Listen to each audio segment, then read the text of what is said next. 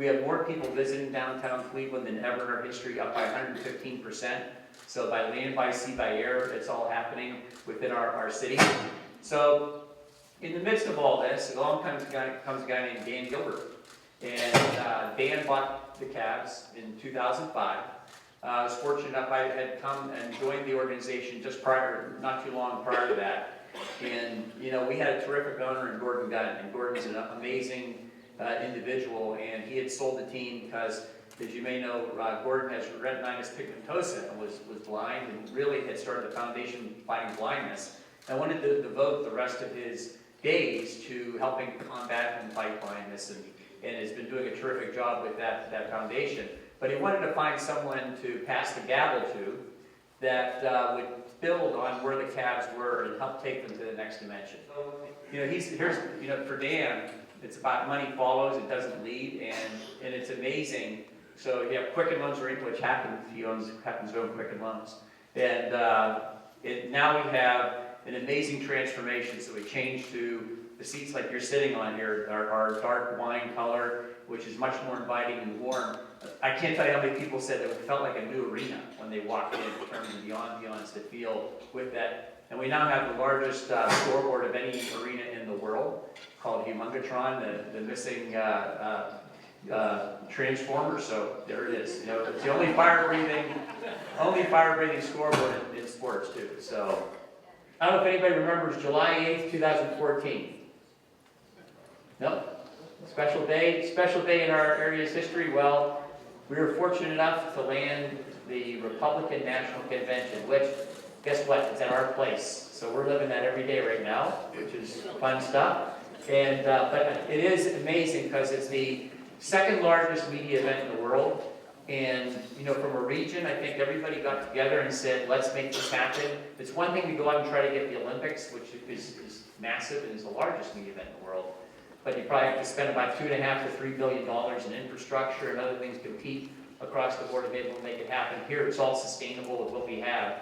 So think about that. So that happened on July 8, 2014, and here it is. It's amazing. We're coming close upon that time about when it actually takes place. In Tampa alone, it was over a $400 million economic impact of what took place. And we'll have over 15,000 media, which we're already hearing from our friends at the RMC that it's going to be higher. I don't know why there's more interest in this one or not. But, you know, a key component in terms of what you're seeing with this team right now, really the genesis of all this began, and I don't know if you remember this, so Kyrie Irving was free agent. And what usually happens when, I guess, what's the perception, at least, what happens with our free agents, our great free agents, players, when the point comes in time that they can re-sign or go somewhere? A lot of times the perception is they're going to go to another market and, you know, make their payday or whatever there. Well, Kyrie decided to stay here and sign a max contract.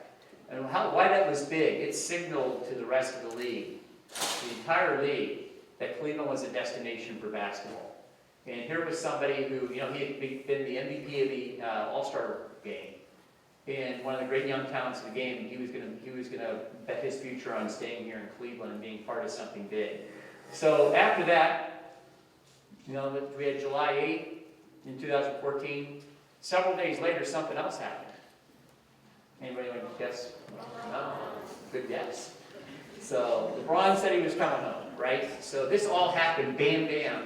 And really, without Kyrie and that happening, you never know, but would that have created the setting or not for LeBron to say this is the right time to come back home? And I think, you know, the thing about this, which is really special about this, is LeBron, he's done amazing things, which you've seen in terms of giving back to the region and giving back in general here, but he could have gone anywhere, really anywhere across our league. And so one of the first things LeBron does is get on the phone and call somebody who was on USA Basketball within the Olympic team, Kevin Love, and about looking to have Kevin come on board, and you know, David Griffin, through his wizardry and magic, you know, was able to find a way to bring Kevin here and working with his team to be able to make that happen, and really having our core group, our big three here, as far as that goes. So last year we were fortunate enough to make it all the way to the finals. And we know it was quite a run. and didn't quite get to where we wanted to be, but I tell you what, it was the biggest media event in the history of Cleveland, believe that or not. And so you're probably saying, well, wait, we had World Series, and we've had some big things happen. Well, the difference is basketball is truly a global game. So think about that. So the two most widely played team sports in the world are basketball and soccer. And if you even look at our league, 22% of the players are internationals. In fact, we have 2 Russians on our team.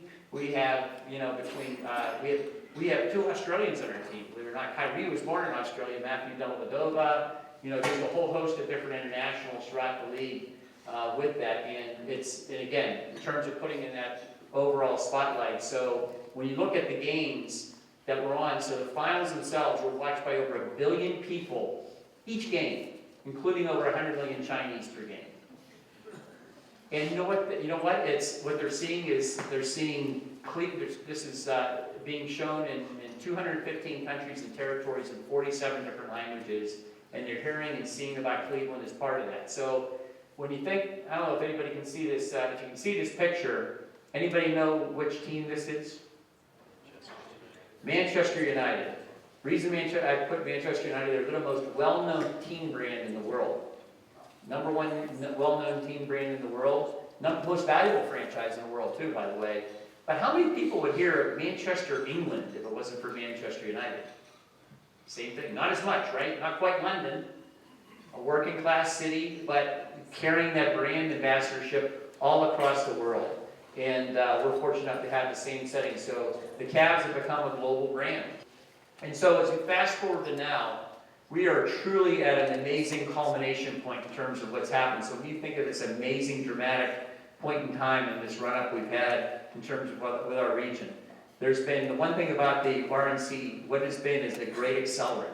So all these projects that have been pending, we didn't know if they were going to happen or not or whatever, it is now just sort of lit a match underneath all of them that are coming to fruition, such as the public square renovation, the headquarters hotel, the Hilton, beautiful hotel, which is basically going to be done here within a month, right next to the convention center. The pedestrian bridge is green lighted. They're going to start after the RNC just because of construction.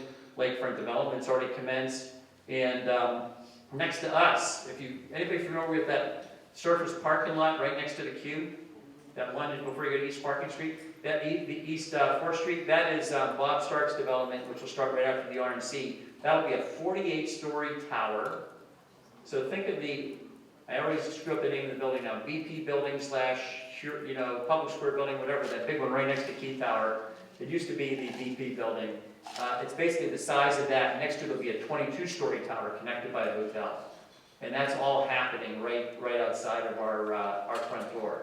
So when you think about it, it's all going to culminate here in July of 2016. And we like to think of it as we're getting ready in about we got about a week to go here. So 13th of April is our last regular season game. We start up with the playoffs. And we like to look at it as hopefully for our region, several months of adrenaline, in terms of what can take place. But we really think in a lot of respects we're reaching a tipping point with our region and our community when all these things come together to a point where we dare to dream that instead of the shoe dropping, that expecting the best will happen. And why not us, and why can't we achieve at the highest levels? And that's what's changing. That's what's transforming in our marketplace. So we'll see what happens here. We got the RNC coming up in July, and who knows if we'll make it to the finals, but we're going to take it one game at a time, one series at a time, and do the best we can. But all I know is I think we're very fortunate to be here at this point in this time for what is such a historical point in time in our regions.